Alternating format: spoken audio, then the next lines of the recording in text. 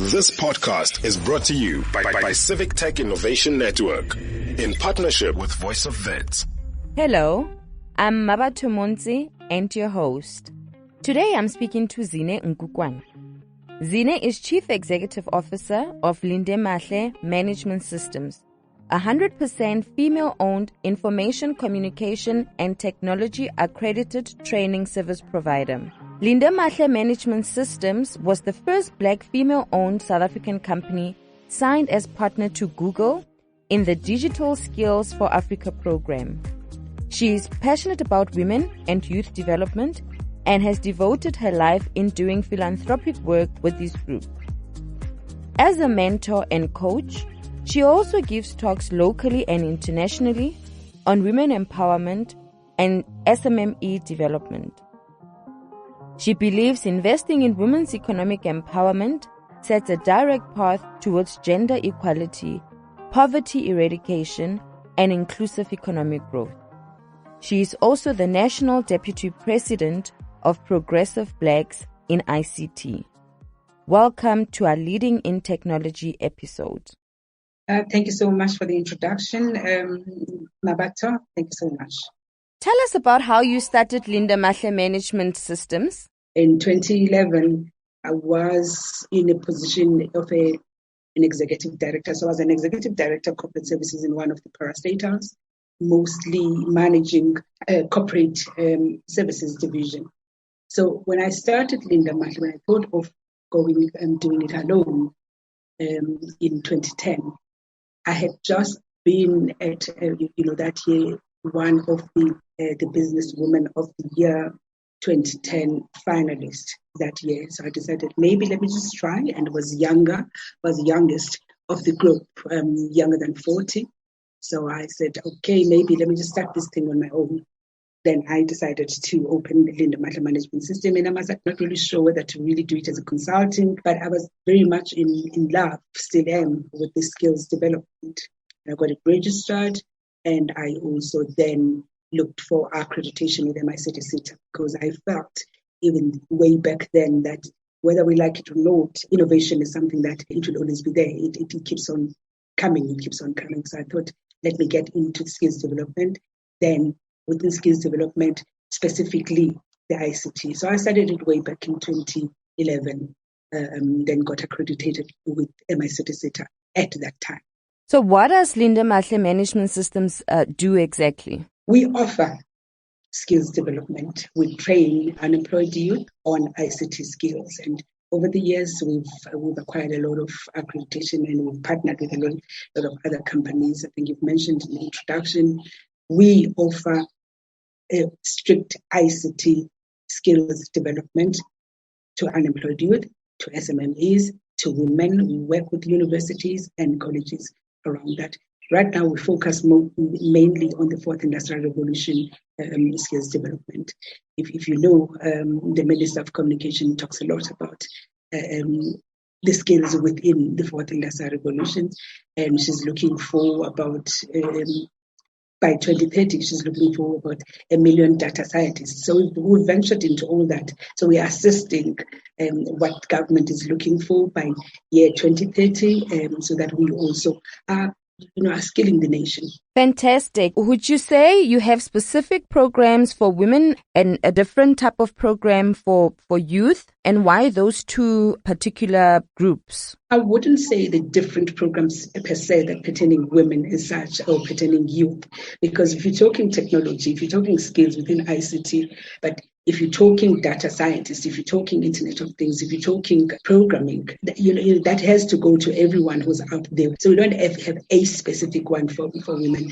But our vision and mission as Lindamahle, we've taken upon ourselves that as we go out there, the groups that we look for mostly are youth and women. But when we go out and train, it's exactly the same. We really are much interested in women and youth because they usually are the marginalized groups. Correct. That is absolutely correct. I mean, we all know that women have previously been disadvantaged. I think the gap still exists in society where women are not necessarily getting the opportunities equally as their male counterparts. We have a problem in South Africa of youth unemployment. And so I do think the two groupings should be a priority, and it is really fantastic to know that your programs are specifically geared to upskill women and youth. Now, the past 12 months have been a nightmare for all of us. COVID pandemic has just turned our lives upside down. How has it affected your business operations? I'll be lying to you if I said we are not affected. We still are affected right now. As you may know, in any case, all of us know, in this room here, well, if it's not even globally for that matter, we have not worked at all. There were no opportunities. I think for us at Lindamahle, it really hit us quite badly, because most of the things that we do, we work with universities and colleges. So when they closed way back in March last year, we were just about to start a particular contract with one of the huge colleges here in Gauteng, which has got over 5,000 students. You can imagine the joy that we had at Lindamahle to be impacting that. We're going to be starting from lecturers right down to the students, as well as admin personnel within that college. We're just about to start. And it was such a joy because we had just completed and signed off with UNESA right in March. When we were about to start in April, the country closed. So that contract fell through in a way, because it was mostly based on physical training. We are going to be going there. And we found that even though we are very much capable from Lindamahle to be doing these things online, we could train, but believe you me, the four of us in this room here, we think these things are easy. Go down to the townships, go down to these colleges, go down to these universities. People don't know what it means to work online. We needed then to train those lecturers. So basically, that fell through before we even started. And things went down the hill after that, because even though government tried to put up programs to assist us as SMMEs, but some of us, which is not, if it's not a majority of us, we didn't qualify for whatever that was put there, because the stringent measures that were put in order for you to get assistance from government, because we were not working. There's a light at the end of the tunnel, but yeah, it has been quite bad. It has been quite bad. From a business perspective, I absolutely get where you're coming from. I myself am an entrepreneur. I had to close the business down last year because I just could not afford to pay salaries from my pocket and so on. But, these circumstances have forced us to look within and find different ways of doing things, which really takes me to wanting to find out about how you've had to improvise. What are the leadership skills, ways of doing things differently that you have been forced to learn during this period? You learn to improvise. You start here at home. But when it comes to business as such, there are certain innovative ways of doing things, trying to minimize the cost. Of course, nobody has been working in offices anymore, doing things at home. And of course, investing rather on getting the uncapped Wi-Fi type of thing, and looking and doing the shopping out there in terms of what is it that will suit you better for both the home needs as well as a business need. And again, whatever little income that comes, which it was bare, or whatever that you have in your savings, and see how do you distribute. Financial management now really comes in handy, quite handy. And of course, certain leadership skills, I suppose as a leader, they just come naturally in terms of how do you move out of this, this space. So I can't quantify and say to you, this is what I had to learn to do differently, but I know that it's certain things, they had to be cut off. Who to talk to in as far as now trying to make ends meet. You just had to minimize, just to see what is it that we can do in order for us to survive here at home, here as a business, and restructure your thoughts, re-strategize, re-look into the model of your business. What exactly would you want to do? What should you be concentrating on at this particular time, and leave the others in order for you to at least survive. Luckily, we didn't close as such, but I think most of us were 5 to closing.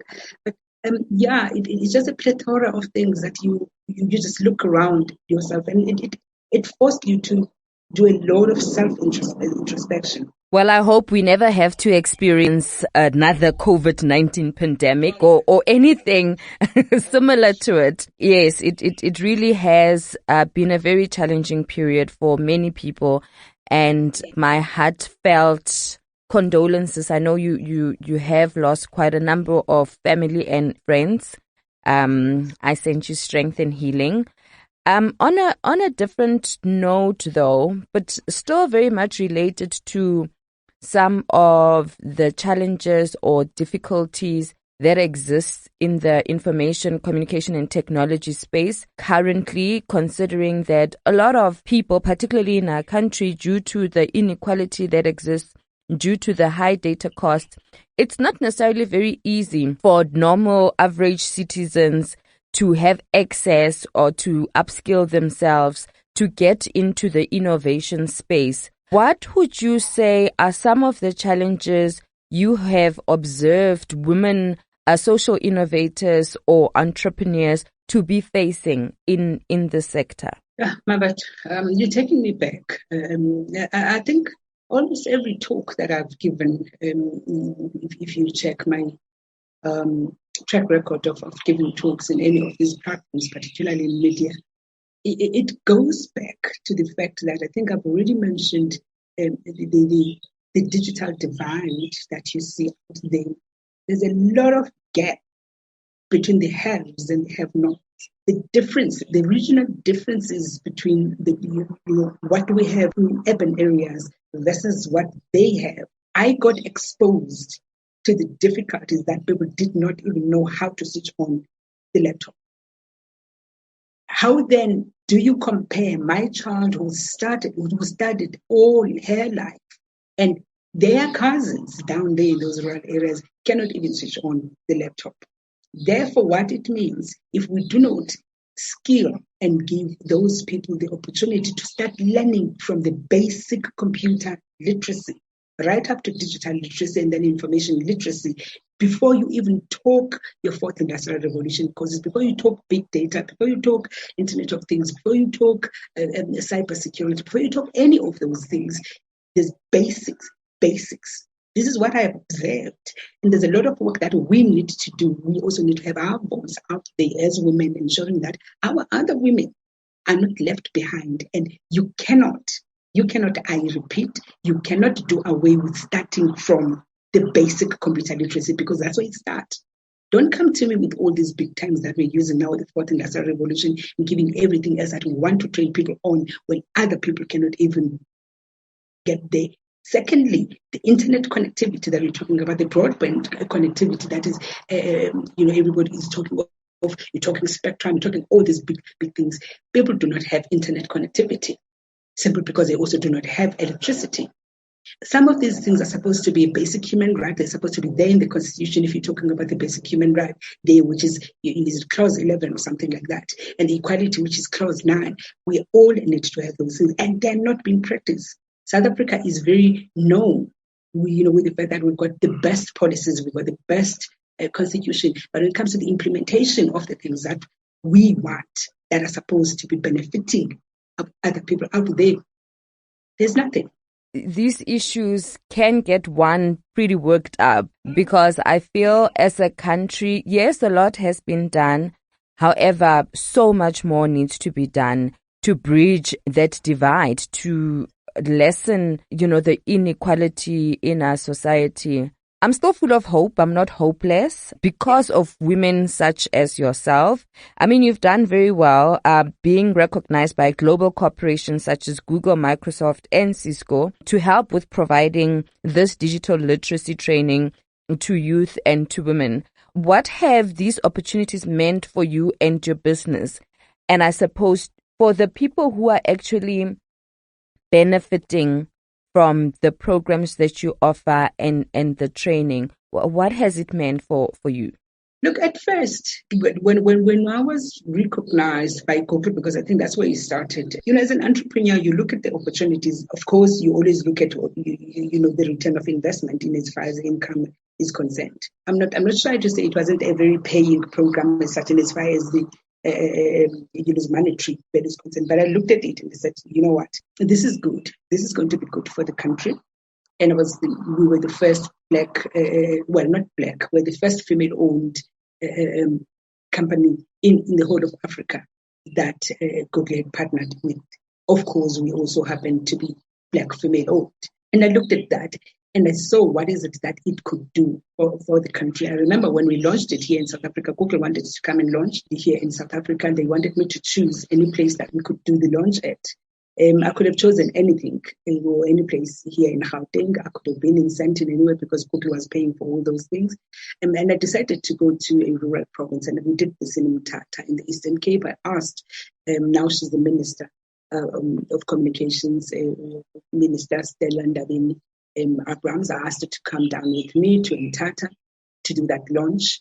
She was a deputy minister at that time. So the two of us launched it. It's quite good. And we trained, I think we trained over 30,000 people in the country, went to all these provinces. I appointed people in all these provinces. So I was leveraging on the name Google, of course, in terms of also propelling and, in a trajectory path that the company is was looking at that time. Of course, I had all sorts of talks. I was called here and there. So it really boosted us because there was a time I was called Miss Google. I didn't like it because I didn't want us to be swallowed as Lindamahle. But it really put us somewhere of critical importance. It was the impact that it was doing out there in terms of the people that we're training. I recall at some stage I even partnered, spoke to Centec, when we're going to be doing a mini launch somewhere still in the Eastern Cape. Centec came on board and they gave them satellite connectivity for a year because of the efforts that we had made, as Lindamahle. Certain places in KZN, we also had places that we would go there. Again, I've just forgotten the name of the municipality. So we worked a lot with the municipalities to do this, to work. Even here in Gauteng, at some stage, I met the Premier. I worked with his office because he liked it, what we were doing. There was in Nazareth. We had something in Nazareth, and the Premier came with one MEC. Some of the MECs, they liked the program that we were doing. So it really people saw the value in what Google was doing, and we were not seated down as Lindamahle as well. I was all over the show. So it has made a lot of impact. And when we signed on with Cisco as Cisco Networking Academy, it was based on the work that we already done with Google. So people see what you're doing with somebody else, and then they came on board.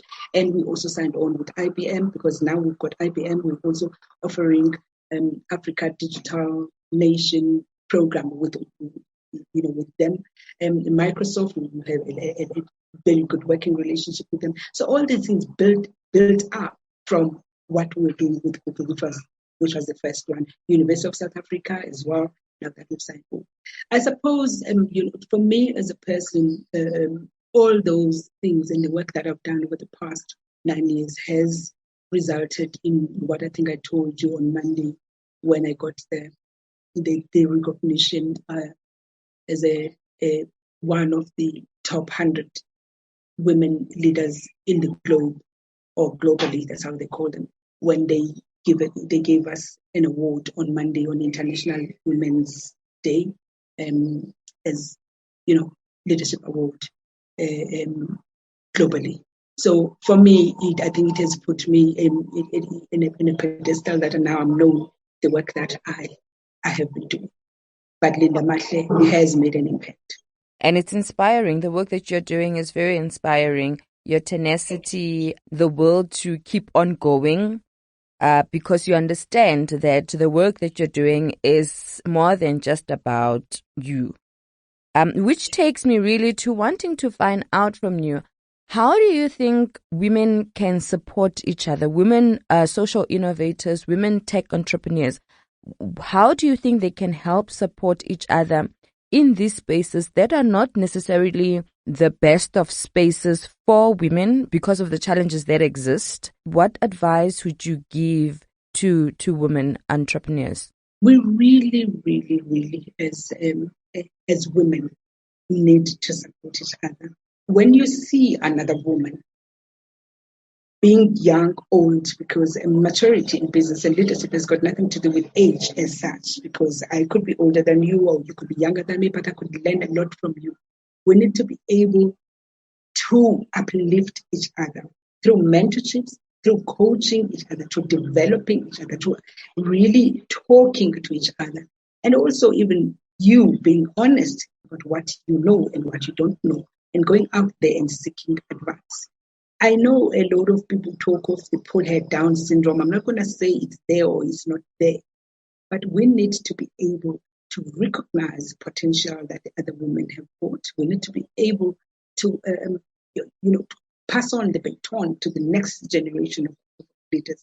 It can start small thing, that mentoring the other person, that giving advice to the next person, with money or without money, it really doesn't matter. As long as you're making an impact, that person is changing that one person. You may not be able to change 100, but that one person who's listening to you and hearing who you are and looking at you and thinking that, wow, I want to be the next Zine, I want to be the next Shreshe, I want to be the next Mmabatho.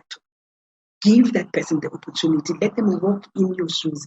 Don't hide the fact that you've got difficulties. Don't hide the fact that you sit down in your corner there, sometime and cry your eyes out. But you get out of that corner, you wash your face, you put on your lipstick, and you go out there and smile and look for the opportunities again. So therefore, it really just transfer the skills to the next person. Just transfer. That's all that we need to do, because no one else speaks for us, man. We are our own voices. They talk a lot, they write things a lot, but when it comes to implementing these things, they choose who they want to give these things to. What about you and I who are not known? I think what you are saying is so important, and it is so profound around being authentic as a leader, being authentic as a person. I think it goes a long way in being able to build stronger relationships. For example, the fact that you're saying when things are not going well, when you are challenged, being able to cry and sharing with the next person to say, you know what, I'm having a terrible day, I'm struggling with X, Y, and Z. That is what gives people courage as well. Because people may be looking up to Zine and all these amazing things that she's doing, the global recognition that she's getting, not knowing that you also have your struggles. So I think it's a really good thing to impart and to encourage so that younger people also get to see that it is not all smooth sailing, because I think because of the times we're in, we have this thing, especially as younger people, of thinking that everything is easy and thinking that, you want it today, you get it tomorrow. Whereas it is not like that in the real world. So I really appreciate that. That is one of your values. That is how you conduct yourself, because I think it is valuable in allowing other people to also share their struggles. It just makes us better leaders, I think. It depends on how you view yourself, how you carry yourself, the integrity that surrounds you, and the principles, the morals, and the values that you carry around yourself, the reputation and all that. So, and being real and being very authentic, and people get to understand that you're actually real. You are real. The struggles and everything, the tears and all that, the blood and sweat. But at the same time, the fact that I am here now, or you are here now, you've learned something along the way, then you can share with the other person so that maybe they may do the things better than you have done. But never change who you are for anyone. Never, ever change who you are for anyone. You're always going to be you, and there's just one you. And people need to understand that when they deal with you, you are this person. Things are in black and white, or in gray and black, however way you want to be known. But be you, your integrity, your values. People must know that when they come and knock at your door, that's what they got to get. It also makes it very easy for people to deal with you, because they know exactly what they're getting. Like I said, we cannot stress that enough, in my view. However, I do want to ask you, what are your plans for your business and for yourself going forward as we get to our conclusion? Lindamahle is going to grow by God's grace. It is going to grow more than where we are now at the moment. I think we're not even anywhere close where we want to be at. I'm allowed to dream. I am looking at us having that, academy, because we call ourselves Lindamahle Academy. But it built up a proper running Lindamahle Academy that has partnered with the universities already. We've done with UNISA or any other university. But again, that caters, an academy that caters for your underdogs. So I would want us to have, that academy that would cater for even the kids who cannot make it at university as far as how they have passed their matric, but we can start them and give them proper skills, as well as with all the partnerships that we are having. And we have your Microsofts, we have your Googles, we have your IBMs, or any other one that we'll be partnering with in future, ensuring that these kids, they can get jobs there after they have studied a year or 2 years or 3 years within Lindamahle. So those are the plans that I have in the future, and God willing, He will give that to us. So that's why I'm thinking we're building up all these partnerships. We also have got a partnership with another well-known education institution in India. We signed off with them in 2015. We can offer right up to a master's degrees with them. We are an academic partner to them. We have not really done much because things did not pick up.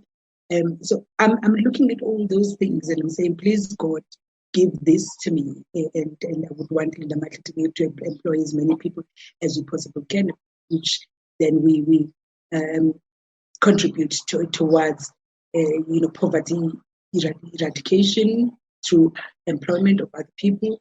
And that's where I'm at. I don't think I would want us to leave the skills development, because I think that's where the future is at. As much as we also do programming and we write systems within Lindamahle, but that's not really what we want to focus on.